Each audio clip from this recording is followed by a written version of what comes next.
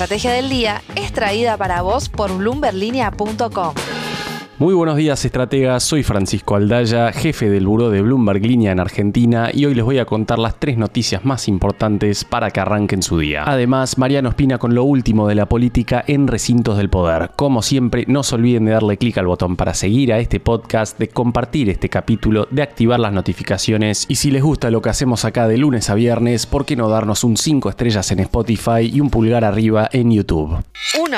El dólar mayorista finalmente tocó ayer el techo de las bandas de intervención en 1474,50, gatillando así la primera intervención del Banco Central desde abril, con ventas por 53 millones de dólares. Lo cierto es que desde la derrota electoral en la provincia de Buenos Aires el 7 de septiembre, el tipo de cambio oficial venía acercándose cada vez más a ese límite superior, mientras que en los últimos 4 días aparecieron en pantalla posturas de venta por totales diarios de entre 100 y 200 millones de dólares. La intervención del Banco Central llegó apenas horas después de que Caputo asegurara en redes sociales que el Banco Central no va a dejar que supere ese precio, mientras que Furiase había mencionado en estos días que contaban con un poder de fuego de 22.000 millones de dólares para defender la banda. Nicolás Capela, a quien solemos citar en este podcast, aportó ayer su lectura de la rueda desde invertir en bolsa. Dijo que si bien estos 53 millones de dólares no representan un monto preocupante, estamos hablando de apenas la primera rueda de intervención. La pregunta del millón entonces es si veremos muchas intervenciones más de acá a las elecciones, y si serán modestas o considerables, y si aflojará el apetito tomador, teniendo en cuenta que se ratificó en los hechos esa postura de defender la cotización. Por ese motivo es que habrá que seguir de cerca la placa de variables diarias que publica cerca de las 5 de la tarde el Banco Central. Y un dato no menor, que es la brecha entre el MEP y el oficial mayorista, que cerró ayer en torno a los 23 pesos. Acá es donde volvemos a las expectativas oficiales según el presupuesto 2026. El gobierno proyecta una caída del dólar del 10% hacia fin de año, lo que implicaría retroceder a niveles de 1.325 aproximadamente. Pero acá es donde el mercado disiente, y desde la consultora MAP al menos anticiparon que la vuelta al pragmatismo de Milei difícilmente disipe la tensión cambiaria hasta octubre, y el tipo de cambio break-even ya supera el techo de la banda post-elecciones. 2 preguntas más. Primero, ¿cuánto aflojaría la tensión cambiaria con un buen resultado de la Libertad Avanza en octubre? Y más importantemente, ¿cómo vienen las cosas? ¿Es posible un triunfo contundente para Milei? Por lo pronto, ayer nos llegó la encuesta de Atlas Intel que publica Bloomberg y arrojó un pico de desaprobación para Milei en lo que va de su mandato y una ventaja sobre el peronismo que se achicó fuertemente en los últimos meses. Aún así, el Partido Libertario lidera la encuesta con una intención de voto de 39,8% frente al 35,6% de Fuerza Patria. 2.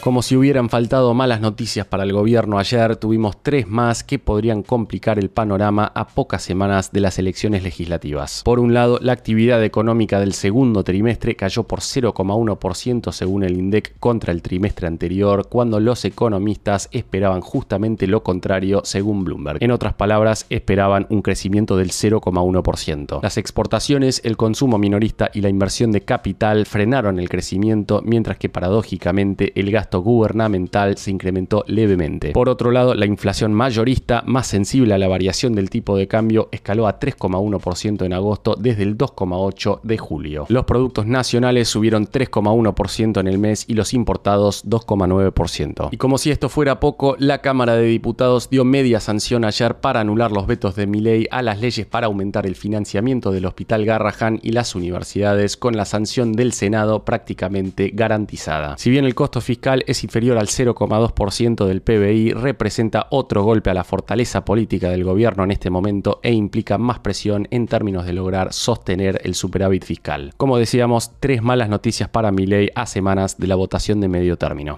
3. Y la Reserva Federal de los Estados Unidos no trajo ningún tipo de alivio para Milei y para los activos argentinos, que ayer terminaron en rojo en su gran mayoría. El recorte de 25 puntos básicos, el primero del 2025, era ampliamente esperado, pero lo que complicó todo, incluso para el S&P 500, fue el tono de Powell en su discurso. Concretamente, fue muy cauteloso y no dio señales de un ciclo agresivo de bajas. El titular de la Fed afirmó que no puede asegurar que el mercado laboral sea muy sólido, reconociendo que la demanda laboral se debilitó y el ritmo de creación de empleo está por debajo del punto de equilibrio. Lo cierto también es que los riesgos inflacionarios yendo para adelante han crecido con los aranceles de Trump, que se se trasladan cada vez más a los consumidores estadounidenses. El mensaje de Powell entonces implica un equilibrio tenso, 2 recortes más este año, pero reunión por reunión sin compromisos. Trump, por su parte, viene exigiendo recortes de tasas más pronunciados y busca destituir a Lisa Cook del directorio de la Fed, mientras que Stephen Miran, recientemente nombrado por Trump, votó en esta ocasión por un recorte de medio punto y no de 0,25. Powell, sin embargo, describió la decisión como gestión de riesgos, evitando proyectar un sesgo excesivamente expansivo. Jamie Dimon, CEO de JP Morgan, dijo por su parte que no le preocupa la independencia de la Fed. Así las cosas, el Dow Jones subió ayer 0,6%, el S&P 500 cayó 0,1% y el Nasdaq cedió 0,3%. Y la gran mayoría de los activos de mercados emergentes también cerraron a la baja.